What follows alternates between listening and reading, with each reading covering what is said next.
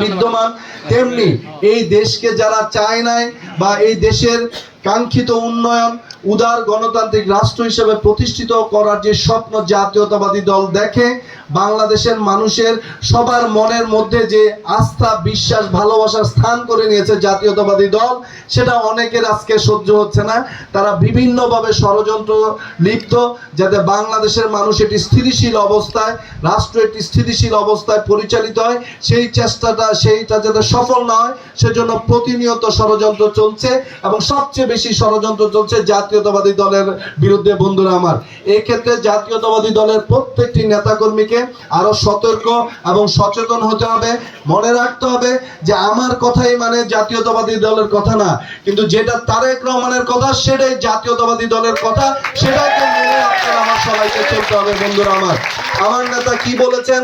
আমার নেতা বলেছেন যে সবার আগে বাংলাদেশ এবং বাংলাদেশের মানুষ, অতএব বাংলাদেশ এবং বাংলাদেশের মানুষের স্বার্থের জন্য জাতীয়তাবাদী দল কাজ করবে, সেটা আপনাদের সবাইকে অনুধাবন করতে হবে। বন্ধুরা আমার, আমরা যেহেতু নারায়ণগঞ্জে থাকি, আমাদের রাজনীতিটা নারায়ণগঞ্জকে নিয়ে, অতএব আমাদের কাছে হলো সবার আগে নারায়ণগঞ্জ এবং নারায়ণগঞ্জের মানুষ।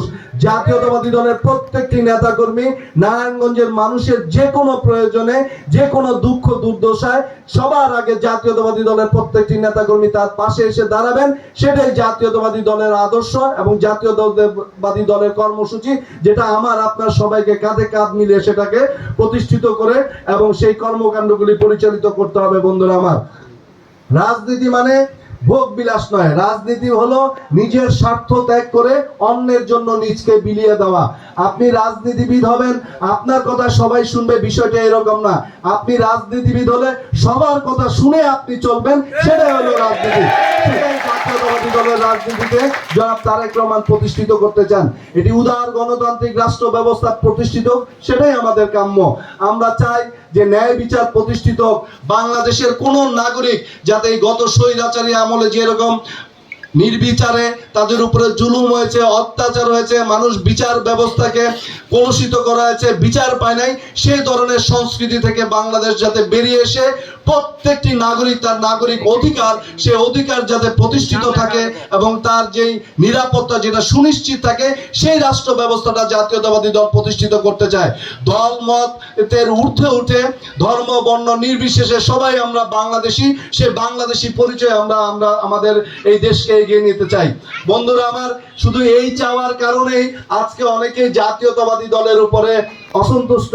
এক সময় যারা আন্দোলন সংগ্রাম করেছে, তারা এখন আওয়ামী লীগ দোসরদেরকে নিয়ে আওয়ামী লীগের অপরাজনীতি, দুর্নীতির বিরুদ্ধে কথা না বলে জাতীয়তাবাদী দলকে কিভাবে আঘাত করা যায় সেই চেষ্টায় সবসময় লিপ্ত।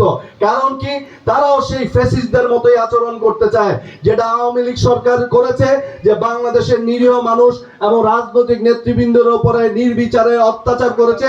সেই রাজনীতি যাতে আমরাও সেটা করি, সেটাই তারা চায়। কিন্তু বাংলাদেশ জাতীয়তাবাদী দল সেই রাজনীতি প্রত্যাখ্যান করেছে। আমরা প্রত্যেকটি নিরাপরাধ মানুষ, সাধারণ মানুষের অধিকার নিশ্চিত করতে চাই। সে যদি অন্য দলেরও কেউ হয়, অন্য মতাবলম্বীর হয়, তাতে আমার কিছু যায় আসে না। গণতান্ত্রিক পরিবেশের সৌন্দর্য এটা হলো যে আপনার নিজের মতামত প্রকাশ করতে পারবেন, সেই অবস্থাটা, সেই নিশ্চয়তা জাতীয়তাবাদী দল আগামী দিনে রাজনীতিতে প্রতিষ্ঠিত করতে চায়। বন্ধুরা আমার, যে আমাকে সমালোচনা করবে, যে আমার ভুল ধরিয়ে দেবে, তাকে দূরে সরিয়ে না রেখে তাকে বুকে জড়িয়ে ধরা রাজনীতিটা জাতীয়তাবাদী দল করতে চায়। বন্ধুরা আমার, কারণ আপনার সফলতা আমাদেরকে আরো পরিশুদ্ধ করবে। কারণ আমাদের নেতা শহীদ রাষ্ট্রপতি জিয়া রহমান বাংলাদেশের রাজনীতির ইতিহাসে সততার সর্বোৎকৃষ্ট উদাহরণ হিসেবে নিজের কর্মজীবন অতিবাহিত করেছেন। ওনার অনেক সমালোচনা করে